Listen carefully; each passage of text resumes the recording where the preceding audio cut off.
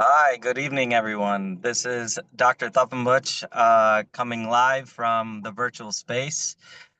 We have a beautiful presentation for you today, and I'd like to introduce the session for our Northwell Cardiovascular Institute Center for Prevention and Wellness, our Building Bridges to the Community series. Today, we have a fabulous cardiologist, Dr. Kumar Sarkar, who will be discussing beyond the scale smart strategies for metabolic and heart health. Dr. Sarkar is a preventative cardiologist in Queens, New York, who works for Northwell Health System. He is board certified in cardiology. He has advanced board certification in obesity medicine, as well as cardiac imaging modalities. He is very focused and experienced on the topic of obesity medicine, and we're lucky to have him today. Dr. Sarkar? Hi, everyone. So today I kind of wanted to talk about a lot of different topics, but all of them will be revolving around how you can have good metabolic and heart health lifelong. So, I will go over some of the lifestyle changes that are very critical to maintaining a good metabolic and heart health, define obesity and its impacts on your health, and as well as give you some tools to manage your weight effectively, and talk a little bit about medical and surgical modalities that exist to manage your weight if you're not successful with lifestyle measures alone. So I have two audience response questions that I put on the chat to kind of get a sense of how our diet and lifestyle is at this moment as a group. It's anonymous. There's a QR code here as well.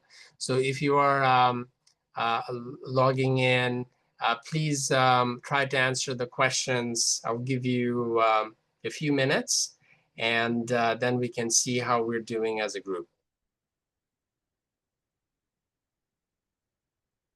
It just gives us an idea. It helps me kind of tailor the talk to the audience.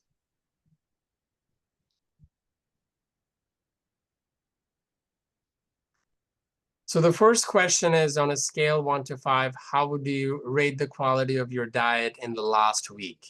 Now, the first choice is mostly if you are your diet is predominantly processed food, fast food, sugary drinks with very few fruits and vegetables. And on the other spectrum, you have the Mediterranean healthy diet, where you're having a lot of plant-based food and healthy fats and lean protein.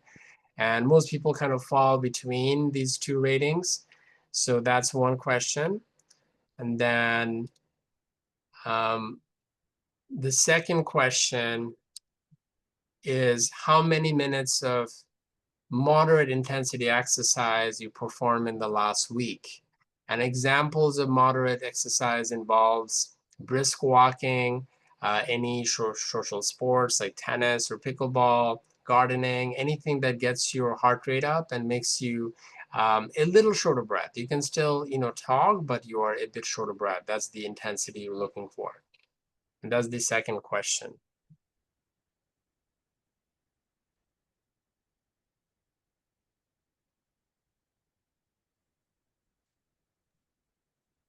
So, we will review these questions. I'm not sure how many live people we have at this time, but we'll go on with, talking about the blueprint. So I'm summarizing a lot of the recommendations of American Heart Association into just 5 easy to follow steps. And the biggest pillar is really the levels of physical activity, the number of steps you take, and the overall time spent with moderate exercise correlates very strongly with your overall lifespan, longevity, as well as cardiovascular health and outcomes. So the sweet spot for steps, I purposefully split out your physical exercise from steps. Although, walking and being on your feet and being active is important, and it's still, it gives you a lot of benefits. Most of the benefits comes from being not sedentary. And, if you are doing steps, that's a great first step. And trying to get to at least 8,000 steps, 8 to 10,000 is a sweet spot. And in certain days, if you're busy and not able to reach all of the 8,000, a minimum of 5,000 will still give you the benefits of not being sedentary. And on the other spectrum is if you're able to maintain high levels of steps, that benefit will diminish after. And if you're doing more than 14,000 steps, you're not going to get any more healthier. And I think by then you might want to consider doing some moderate intensity exercise if you're physically able. The guidelines that we have is about 150 minutes of moderate intensity exercise. When you are slightly short of breath, your heart rate's about 65% of your age-related maximum. And then half of that should be some form of strength training, so that we ideally want to do a combination of strength training and cardio. The second pillar is your nutrition. And the only diet that has been shown to benefit long-term heart health and metabolic health is Mediterranean-style heart-healthy diet. And for that, you're already familiar that it involves mostly plant-based food, fruits and vegetables, complex carbohydrates, healthy whole grains, and lean proteins such as fish and low-fat dairy, and minimizing red meats and really maximizing your plant sources of nutrition. And healthy oils are important in this diet. So extra virgin olive oil or avocado oil is very healthy with regards to your cardiovascular health. One of the easy method that I tell my patient, because it's very hard to make sure you're getting adequate nutrition and balanced nutrition. And this, you can find this in healthyplate.org. The easy method is if you have half of your plate with full of fruits and vegetables like here, and a quarter of your plate is healthy lean protein such as fish, and then here I have a picture of quinoa, but any grain that's whole grain and unprocessed would get you to started on a Mediterranean-style heart-healthy diet. The other two things that we often neglect is, stress reduction and mindfulness. There's multiple studies that show if you experience anxiety, depression, or episodic stressors throughout the day, that really adversely impacts your heart health. And the converse is also true when you have a mindfulness-based stress reduction practice, or you reduce stress through other means in your life, such as meditation and yoga, or even physical exercise also has a mindfulness element. It can significantly impact your heart health. The last but not least is also having sleep that's consistent on a consistent schedule, and you're having deep sleep and you're at least sleeping 7 to 9 hours. And lack of sleep or sleep disruption, like when I do call, things like that, does impact our eating patterns and metabolic health. And not having poor sleep is a big contributor to weight gain and obesity and disrupted eating cycles. So now that we have a framework of the core things that we need to incorporate in our life, I also want to talk about why it's so difficult to develop these habits. All of us, we have all struggled with at some point in our lives, about making healthy choices and not being successful and feeling frustrated. And as I talk to more and more of my patients about this, it's less to do with personality, motivation, life stages, and it's more to do with really creating a system where you can make these habits form and stick over a long period of time. So I have found these two books. This whole idea of this slide comes from these two books that I have that I really like. So if you have some time, definitely check them out. One of them is called The Power of Habit, and the other one is called Atomic Habits. And the whole idea is that when you want to start a new habit, focus on consistency and the mechanism of habit formation rather than the results, and making the healthier choices easier, creating positive feedback loops and rewards that keep you engaged. And then it's really much easier to scale the habit slowly over time. So I'll give you a few examples of how we can, incorporate these concepts into daily life. I think one of the key things is starting small. There are a lot of times I meet patients after they're admitted to the hospital for heart failure or for heart attack, and they want to do like 20 different things. They will change everything about all of those, go to gym 10 hours a day, but it doesn't really, you know, a lot of the time this becomes very overwhelming. So for example, if you're making a change to go to gym to exercise a few times a week, there's a lot of additional steps that come with it. You have to get there if it's not in your home. You have to figure out what you're going to wear. If you're especially going to go to work before, how you change into workout clothes. How do you fit in the workout between your work and home? And uh, how does it factor into your overall lifestyle with regards to demands from work and family? So I think, often overly ambitious goals don't really succeed. So the best way is really starting small and making sure the new habit is anchored to your usual routine. So for example, if you're already walking to get coffee at your coffee shop, maybe making the walk longer is an easier way to stick to your, improving your step count than trying to find a different time or trying to go for a longer walk in the middle of your day. Um, the third thing is really engineering your environment. So I'll give you an example. If you're trying to reduce excessive snacking or unhealthy foods, just simply not buying them is going to help you, because if you don't have them in the house, there's no way you'd be able to, have that habit. So definitely controlling the environment and also removing ourselves from environments that may cause us to engage in unhealthy behavior is also a way to kind of reduce how often these behaviors form. And the fourth thing is, making sure that you are rewarding yourself. If you have gone to the gym, the 3 times a week that you plan to celebrate, for some people that might mean having a checklist and the sense of completion. For some people, it might mean a treat, a small treat that they love and they have, cut down in their health journey. And that comes in hand with tracking your daily actions or streaks, because ultimately you're the only one that's really able to hold yourself accountable to the goals you set. So I will give you a few examples of how this may work out. For example, if you're thinking about doing a Mediterranean style heart healthy diet, there's so many concepts that goes into it. Is a starting mini habit that you could start with could be adding 1 cup of fruit and vegetable to each meal, fruit or vegetable. So that way you don't have to change everything about your diet in one go, and you're getting the necessary fiber and antioxidants, and you're just adding. Adding is always, more easier than trying to make a few decisions to change your shopping pattern, how you cook, how you plan for your meals throughout the week. So simply, this is a smaller version of the bigger goal, but slowly by increasing and improving, you can get to the ultimate bigger goal.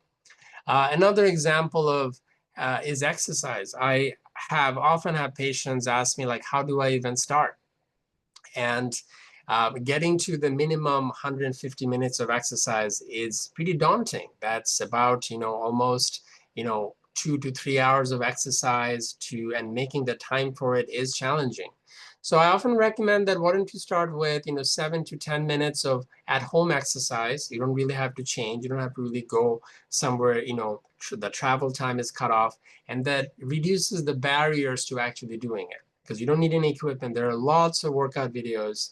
There's one that I like. It's called Scientific 7-Minute Workout. There's a New York Times article. So if you Google it, you'll find it. And starting in a short habit, 7 to 10 minutes that you can do over 60 days will really give you confidence. It will give you consistency. And suddenly, if you're working out 10 minutes a day, you've done 70 minutes of exercise from zero. And then once you get comfortable doing 10 minutes a day, if you scale it to 20 minutes, then suddenly you have reached the minimum goal of 150 minutes per week. So it's really that stepwise habit formation and incremental benefit that will really help you make this a part of your life and benefit. And, use this principle to be as successful as you can with these core lifestyle habits that all doctors, advise their patients about. So switching gears to now to obesity. So a lot of the times, if our metabolic and heart health isn't optimal, and vice versa, obesity and metabolic health plays into cardiovascular risk, then obesity is a reflection of that. There are certain medical conditions that increases risk of obesity, but it's a very complex multifactorial disease process. But one thing is very certain, that increased weight definitely increases risk of mortality or death anywhere between 22 or 91% compared to someone your same age that is normal weight. And there's many different mechanisms, and I want to bring your attention to a few of them. So one of the biggest one that we're going to talk here is the cardiovascular impacts. So obesity increases risk of blood pressure. Every 10-pound increase can increase blood pressure by 3 to 4 points. You also have increased abnormal cholesterol and triglyceride. So those markers causes increased plaque formation and increases risk of heart attack and stroke. You also, are at risk of um, cardiac arrhythmias such as atrial fibrillation that is highly correlated with increased weight. And the other things that are also equally important are physical impact of obesity. So every 10-pound of weight puts about 40 pounds of weight on your joints. And obesity over time actually leads to joint pain, mobility issues that further compounds, limits people's ability to exercise and benefit from an active lifestyle. The third thing is pulmonary or lungs. So obesity increases risk of sleep apnea and fatigue. And sleep apnea is a disorder when the excess weight cuts off oxygen at night when you're sleeping, and it really kicks people out of the deep restful sleep, the REM sleep. So it leads to fatigue. It also works to increase cardiac arrhythmia risks such as atrial fibrillation. And then one of the lesser known things that people are often surprised by is cancer risk. So independently, there are about 13 or more cancers that are linked to obesity alone, and that's often to do with how it regulates, how it impacts the inflammation cascades and your immune system. And this is a very people are not as familiar with this, but this is a pretty significant risk. And last but not least is the metabolic risk factors. Obesity increases how your body's hormones function with carbohydrate metabolism and insulin, and increases risk of type 2 diabetes, which is preventable. So how do we clinically measure obesity? So one of the big numbers that we actually focus on and measurement is called BMI. And BMI is basically a measurement of your weight in kilograms and a square root of the height. So this measurement is a proportion of that measures height, the relationship between height and obesity and weight. So taller people can have a normal BMI or at a higher weight just by virtue of how tall they are. So it's not a perfect measurement, but usually normal measurement is between 18.5 and 24.9. There are lots of online calculators, and if you know your current weight and height, I would recommend that you put that in the calculator and see what your BMI is. And if your BMI is in an abnormal range, then that's could be a conversation starter with your primary care or cardiologist about how to move further. So anybody over a BMI of 30 goes into obesity, and that is also classified based on obesity into severity. Now, BMI is not a perfect measurement, and there are situations where even if your BMI is normal, you would be classified as having obesity. And one of the measurement is the hip to waist ratio. So I have a figure here where both of these patients have the same weight, but one of them have more organ fat. And a lot of the cardiovascular risk of obesity comes from fat around the organs and the abdominal obesity.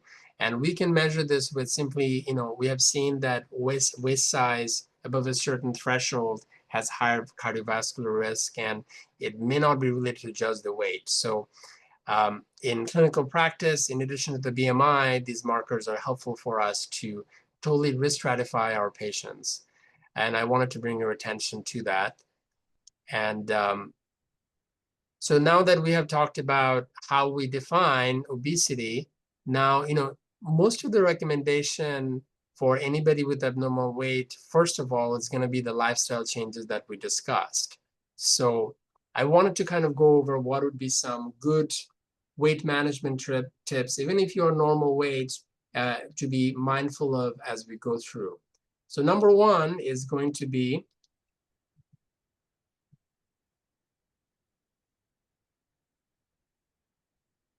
sorry. The first one is like really mastering the core habits that we talked about in the on the slides, few slides ago, with regards to diet, exercise, mindfulness, and sleep. And the second stage is really building a caloric deficit. So the rule of thumb is to think about a 500 calorie deficit is ideal. And over the course of a week, that'll lead to about 1 pound of weight loss theoretically. And I'll explain why, oftentimes you don't have the expected weight loss for the caloric deficit that you have able to achieve. And it's always advisable to combine your caloric deficit with exercise. One thing to remember is that irrespective of if you're meeting your weight goals, exercise improves cardiovascular health at any weight. So even if you're not losing weight, the fact that you're able to exercise at least 150 minutes per week is going to give you significant benefits, even if you're not at goal. You have some time to get to your goal, but it's important to remember that when you reach a plateau. Number four is eating more mindfully. We have had multiple studies that show that if you're, for example, eating and watching TV, your mind and body is not attuned with the cues of hunger and satiation. And definitely eating more slowly and mindfully prevents overeating. Same thing with if you're especially trying to be in a caloric deficit, using smaller plates can actually trick the brain into thinking that you're more full than with the same amount of food. And also hydrating, drinking water before and after your meals will help you feel full and prevent overeating. One of the big challenges we have is really a lot of ultra-processed foods, and avoiding them is very, very important because there's no nutrition. They're usually low fiber and protein and very high calories. Think of it as a store-bought tortilla chips. They have high salt. They're really nutrient poor and very easy to overeat. So I would really avoid these ultra-processed food if you're in your health journey. And then I wanted to talk a little bit about how to feel satiated and full as you're going through the caloric deficit, which can be pretty difficult. And the core idea is to really eat low-calorie, high-volume foods, which tend to be fruits and vegetables or healthier snacks with high fiber, and then making sure that you're eating adequate protein. So you should be at least aiming to have 20 to 30 grams of protein per meal. And you can look up a few charts that gives you an idea of what this portion size is for getting 30 grams of protein, healthy protein and fiber. And number 7 is always important. We talked about it earlier, controlling the food environment. We live in a modern world where we have a lot of food and hunger cues constantly. Seeing a billboard, seeing a video on Instagram that has your favorite food, or an ad from a food that's not really healthy. And all of those kind of play into our daily food intake and energy metabolism. So being able to, one of the best things to do if you are trying to be healthy is trying to eat consistently at home and learning how to cook. That gives you control over what ingredients that are going in and portion size, as opposed to eating out at restaurants all the time, which may be very hard to track calories and nutrition. And the eighth tip is consistency and tracking. So if you're tracking some metric, even it could be as simple as, did I balance my healthy plate? Did I have half a plate of vegetables, at every meal this week? Whatever your metric is, if you track something, you are just going to be more aware and accountable and more successful. So it doesn't necessarily have to be that you have to track your weight. For some people that is difficult and causes anxiety. It could be just other things like how many steps that I did today, or how many cups of fruits and vegetables I ate, and keep a food diary. So it can take different, it can mean different things to different people, but tracking something always improves the overall accountability in your journey. So the last 2 points, I want to kind of drive home is the idea of metabolic adaptation. So when you are really on a caloric deficit, your body is really working against you. It will lower the overall energy that you're spending with, activities of daily living. And then it may also really, decrease involuntary movements. So your whole metabolism might be much slower when you're in caloric deficit, unless you are keeping up with exercise. So that's one of the big reasons that people, after a period of weight loss, people reach a plateau, because their metabolic rate has gone down and they're expending a lot less energy.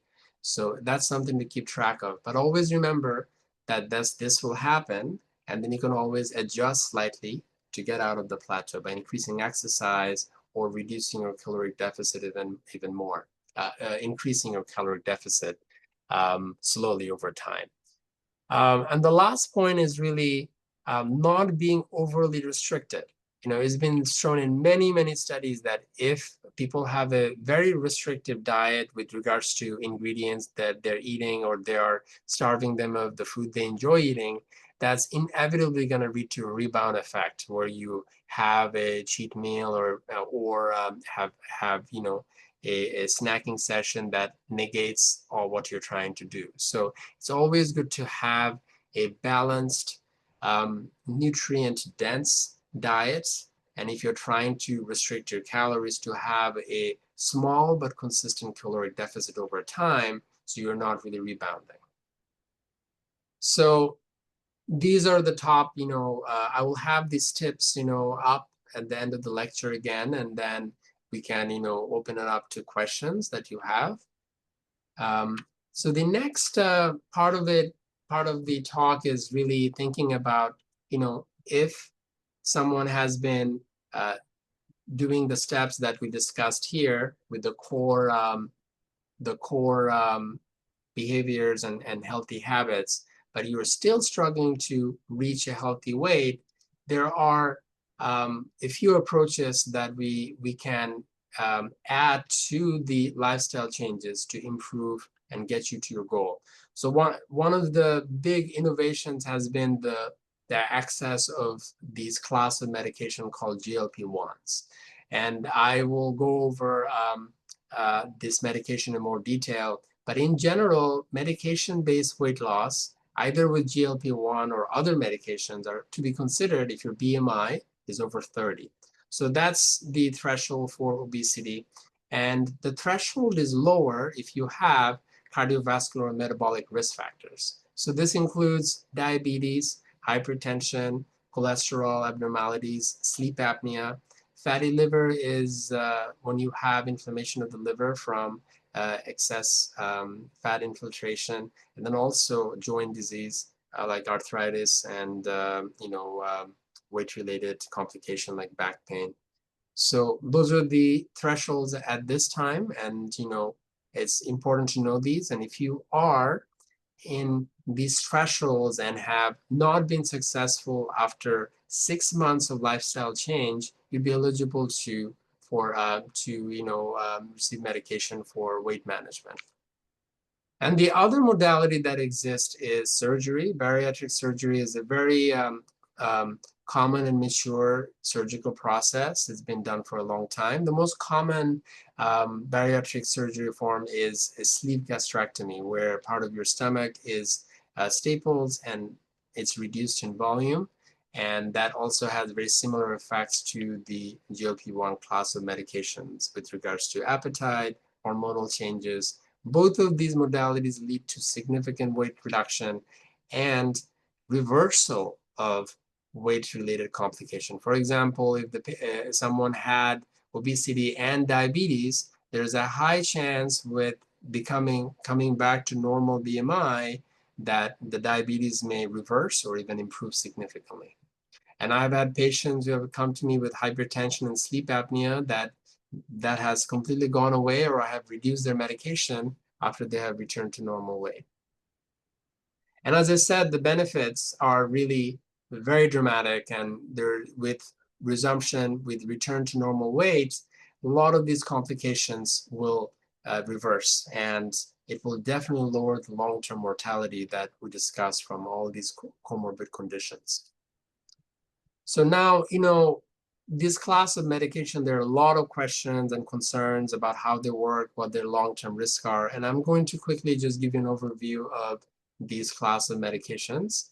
So the general term for this is GLP-1 receptor agonist, or there's also dual receptor, multiple receptor medication that target multiple receptors. And both work in multiple mechanisms in the brain to reduce hunger and appetite, and they also reduce stomach emptying and gut motility to give you a sense of satiety and not feeling the addressing the feeling of hunger.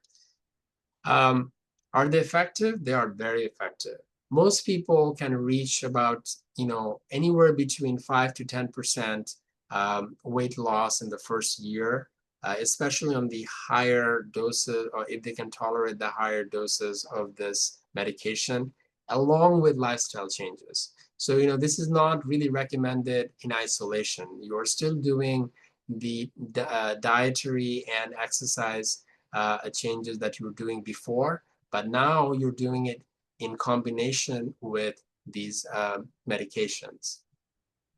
And the benefits, again, it's really dramatic benefits with your metabolic markers for diabetes, blood pressure, cholesterol, and all of these classes of medication in long-term trials have shown reduction of cardiovascular events such as heart attacks and strokes in large cohorts of patients. So this is very well established. So what are some common side effects? And the common side effects of this medication are mostly gastrointestinal. Nausea, vomiting, diarrhea or constipation, or bloating. And a lot of these symptoms can be managed with adjusting meal times, meal sizes, and also changing the dose of the medications to more tolerable levels. So these are common side effects, but can be managed in the right patient with a more individualized approach. Couple of serious things that are contraindications are if patients had a history of gallstones or pancreatitis, and there are certain types of thyroid tumor. If you have a history of that, you will not be eligible to this class of medication. And we often take a thorough history to exclude that you don't have any of these contraindications. So one of the big questions I get asked is this something that I have to keep taking for a long term? So the answer to that is yes. It's a medication meant for chronic weight management. And in most studies, when people stop these medications, some of that weight, if not all, will return when you discontinue these medications. In certain patients, the medication dose is adjusted, or they reach a maintenance dose, or some people come off and are able to keep the weight off with their lifestyle changes alone. But for the vast majority, This is a chronic medication that you would be taking for for long term, especially if you have diabetes or other comorbidities, you might need to, take this medication long term. But all of these medications are approved for obesity alone with BMI greater than 30, which we discussed. So this was a lot of information to go through. So I just kind of want to bring ourselves back to all of the big themes we talked about. I think everybody, irrespective of their weight or metabolic or cardiovascular health, needs to um, have incorporate these 5 things into their lifestyle for long-term health and longevity. And we also talked about a few behavioral tools to make us more effective at these lifestyle changes and maintain them over the course of a lifetime. And we also talked about definitions of obesity and when to talk to your provider, your primary care cardiologist about obesity. And BMI is the standard measurement, and you could calculate your own BMI and use that as a starting point. I have talked a bit about the medications and surgical modalities that exist if you're not being successful with lifestyle changes alone after giving it a try for 6 months. That's the recommendation. And then, we also talked a bit about side effects and risk and benefits of these treatments. So that being said, I want to open up to any questions that you have. Hi, Dr. Sarkar. Extremely awesome presentation, very informative. We have a question from the audience regarding one of your first slides. The Yes. question is, Dr. Sarkar, how many steps should I aim for every single day? I think that's an excellent question. So the sweet spot is minimum 6 to 8,000. And once you get to that, um, the ideal, so think of it this way. So step counts is correlated with your long-term health and 10-year risk of, we call this all-cause mortality. So the sweet spot is if you're doing 6 to 8,000, that gives you the baseline benefits. And if you're able to do even more, if you can get to 14,000, that's kind of the second cutoff. That's where the benefits, you don't get any more benefit after 14 to 16,000 steps when we're just doing steps alone. So I would say aim for about 8 to 10,000. And then if you can do more, that's awesome. Keep doing it. And when you reach to like a higher level, you're physically feeling very fit, then it's time to incorporate other forms of exercise and not just steps. So step count is, I would think of it as one of the modalities of physical activity and exercise. But I think trying to find an activity that you enjoy that gets your heart rate up and that's more considered moderate intensity exercise is always, going to be more beneficial. Okay, another question we have from the audience is the question is, I find it hard to get enough healthy protein in my diet. Any suggestions? So I think, it depends on, I didn't have a picture of, I have a really good picture of portion size and how to kind of incorporate healthy protein. So the trick is having a very diversified source of protein. I'll give you an example of portion sizes and what you can incorporate that I do. For example, low-fat Greek yogurt is a great source of protein in the morning. So I often have that. 1 cup of it gets you to about 15 to 18 grams, very easy. If you like eggs, 1 whole egg with 2 egg whites gets you about 6 times 3, 18 grams of protein. And beans are a good source of protein and fiber as well. So if you are eating about 1 cup of bean, that gives you about 15, 20 grams of fiber, but also about 10 to 15 gram of protein. If you red meat, you want to do sparingly, but the portion size should be very small, about a card deck size. So that's about 4 to 6 ounces. That gives you about 20 to 24 grams. Chicken, like chicken breast, will give you 18 grams, one whole breast. So you can get the idea, a small 6 ounce serving of salmon or tilapia will give you 18, 20 grams. So it's really, you should try to have at least 20 grams per meal to at least 60 to 70 grams every day. And trying to kind of spread it out throughout the day helps. And having a few protein-rich snacks will also help you get to goal. So if you had, for example, a Greek yogurt as a snack in the middle of your afternoon, that's 10 extra grams of protein. And the other thing is, if you like smoothies, healthy, protein powder like whey protein is pretty heart healthy. And if for people who can't reach their goals, I know there's some, apprehension about protein powders and supplements in general, but that's a supplement that whey protein in general has actually been shown to lower cholesterol sometime. And it's a pretty good source if you can tolerate dairy. So there is a lot of, the whole thing is, stick to the healthy lean protein and spread it out throughout the day and have some high protein snacks and you'll get to the minimum goal. Perfect. Going to this question that you posed, the first two questions you posed, the first of two questions for the audience. On a scale of 1 to 5, how would you rate the quality of your diet in the last week? Survey says that majority of people have picked choice number 3, average. My diet is Yes. an even mix of whole foods and processed unhealthy options. So how would, for a majority of people who picked average, which is typically the response, what would your advice typically be? I think that's an excellent question. And this is why I have this question because, on a given day, like if, I also, struggle with how to eliminate the unhealthy options. So one trick that works is what I learned from one of the nutritionists, dietitians, is healthy swaps. So if you have a food item that you're eating that is not, you want to swap it out with something that's a healthier option.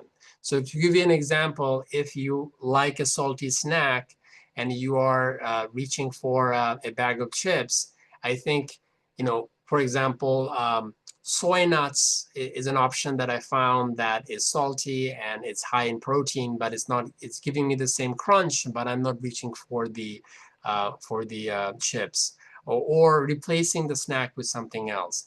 If you have, for example, a cheese or a high cheese dish, you can substitute Greek yogurt or low-fat cheese for that. So all these smart swaps actually gonna build up to improving your diet pattern to more healthier direction. And on question number 2, how many total minutes per week of moderate intensity exercise did you perform last week? We have a quite a mix. So, but majority of people have said choice 3, 2, or 1, which is less than 100 minutes per week. So again, Dr. Sarkar, what is the recommendation for ACCHA, and how would you tell people if they're not meeting that goal to increase the exercise quality and quantity? So this is also most people are doing the average, and I have this question to bring more awareness of how we have collectively, really not optimizing our physical activity. So the minimum recommendation is like 150 minutes per week. And for that, half of that should be some form of strength training. So that's often neglected in exercise regimens where people may do treadmill or cardio, but we also want to encourage them to do more resistance training because that comes with benefits that are independent of the cardiovascular capacity. For example, I have an older patient who has gone through perimenopause, and they are also at risk of bone loss and muscle loss. So doing resistance training actually improves your muscle, make sure that you have enough muscle and bone mass that you can last for a long time. And that brings independent effects that reducing your falls risk, improving your mobility and other benefits. So the minimum exercise recommendation is 150 minutes. At least half of it should be strength training and half of it should be cardio. And how do you get there? boils down to this slide here, where we have the habit formation and scaling up of the habit. So if you're already doing 100 minutes, that's amazing. So then you have to think about how do I increase the intensity of those workouts. So, if you're not really doing moderate intensity, then work on first increasing the intensity of those 100 minutes. Then you are improving your cardiovascular capacity. And after you do that, then you can slowly increase the amount of time. You could increase each workout by 5 minutes and the course of several weeks, and then suddenly you are up to 150.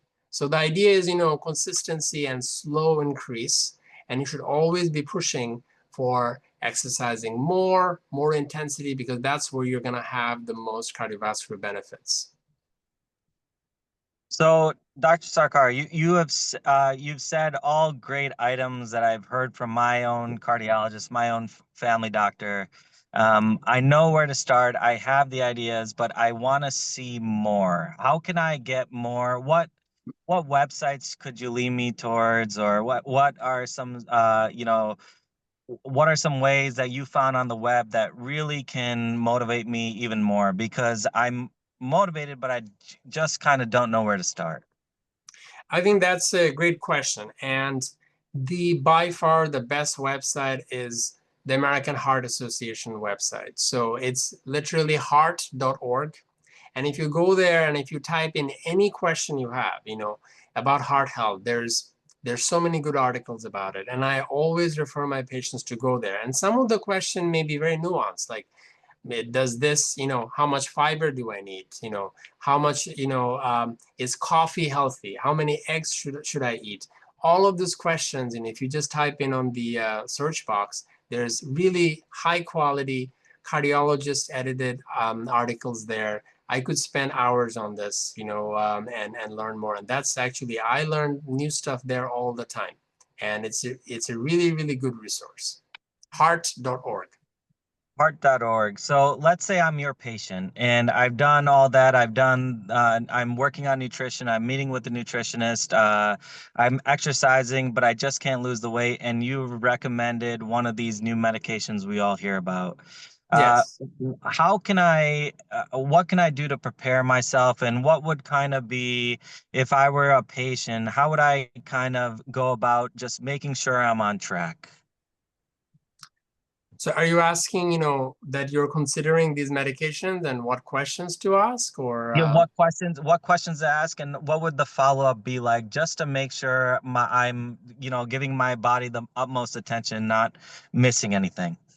yeah, I think, the once, we make sure that you don't have the contraindication, which is, the rare forms of thyroid issues or GI issues. And if you don't have those and your BMI is over 30, then you'd be eligible to for these treatments. And oftentimes for all of these medications, the first dose is a very low starting dose to get your body used to it. And most people tolerate that dose pretty well. It's a very small dose. It's not, it's almost 1/8 or 1/10 of the effective dose of these medications. So, and then we also give you a lot of anticipatory guidance, what side effects to, anticipate and manage, and see, if you're tolerating that, then you have close follow-up, where your doctor is increasing the concentration of this medication every month or every 3 months later on, until you reach an effective dose where you are steadily losing weight and you're not having any side effects. And then it goes from there, and then it's a constant follow-up and with your cardiologist or endocrinologist or primary doctor, whoever's prescribing these medications, are you at goal? Do you need adjustments? Are you having side effects? And are you having the benefits? So it's a constant, in the beginning, you do see your doctor pretty frequently, but once you reach a steady state and it's working, then you may be more infrequent visits. So in the beginning, you might expect to see your doctor every month for the first 3 months. And then later on, it could be follow up every 3 months or more. So that's a great, example of what I can do and what options are on the table. What if I want to do, what if I'm on the drugs and let's say I get to the weight that my doctor and I had at goal. What would you say about coming off the medications? Is it something that I would be able to do, or is it something that long term I would be able to wean off, or what is kind of the story there? I hear a lot of mixed reviews. So, it's a case by case, and obviously, the data shows that if you stop it entirely, there will be, significant, the weight will return. But that being said, if you have there are a lot of people, that benefit from, sometimes, we might reduce the dosing and then their weight remains stable, and we continue at that dose. Sometimes they have comorbidities that they benefit. For example, I'll give you an example. I have a patient who has chronic kidney disease, and we know that these classes of medication help with that. So, there are multiple indications why they would be helpful. So it's really a case by case basis. For example, if a patient have had, diabetes or heart disease, and heart attacks history, and having these medication also lower risk of heart attacks in the future. So I would say it's a case by case discussion, but the expectation is, people, there's not a short-term medication that you could be on for a few months and not. A lot of the people that have had cardiac and metabolic comorbidities, this is it's a more of a long-term medication, and it needs, close follow-up. Dr. Sarkar, this has been wonderful. We're approaching the end of the hour. I just want to thank Northwell Cardiovascular Institute Center for Prevention and Wellness and the Building Bridges to the Community series. Again, Dr. Sarkar is a preventative cardiologist based out of Queens for Northwell Health. My name is Tapan Butch. I'm a preventative cardiologist out of South Shore in Bayshore for Northwell Health as well. Dr. Sarkar, I have one final question. If you could leave a main message to the audience today, to the community about obesity, about cardiovascular health, and what it truly means to you as a diplomat of the American Board of Obesity Medicine and as a board certified cardiologist, preventative cardiologist, what would you say? I'm gonna leave you with one thing. I'm gonna highlight this here. Physical exercise is very important, and you get the benefit at any weight target. Oftentimes, I find it that it's become very demoralizing when people are not reaching their goals. But I think it's very important to remember that you're getting the cardiovascular benefits, even if you haven't reached your weight goal. And it's the one single most thing that will, give you improvements and only dividends on your heart health and metabolic health. So, irrespective of the weight or the challenges, having a physical activity regimen that you can tolerate and do on a daily or weekly basis is super, super important. Even if you're not able to do a lot of the other things, if this is one thing that you want to take away, and that's going to impact your health and longevity the most. Thank you so much, Dr. Sarkar, for your time this evening. Thank you, audience, for listening, and we hope you join us for further Building Bridges sessions. Again, this was Dr. Sarkar speaking on behalf of Northwell Health for Obesity Medicine and Cardiovascular Disease and the Preventative Cardiology Center for Wellness and Prevention. Thank you so much, everyone, and have a good night. Thank you, everybody. Thanks for the opportunity, and have a good evening. Bye-bye. Bye. Okay, thank you.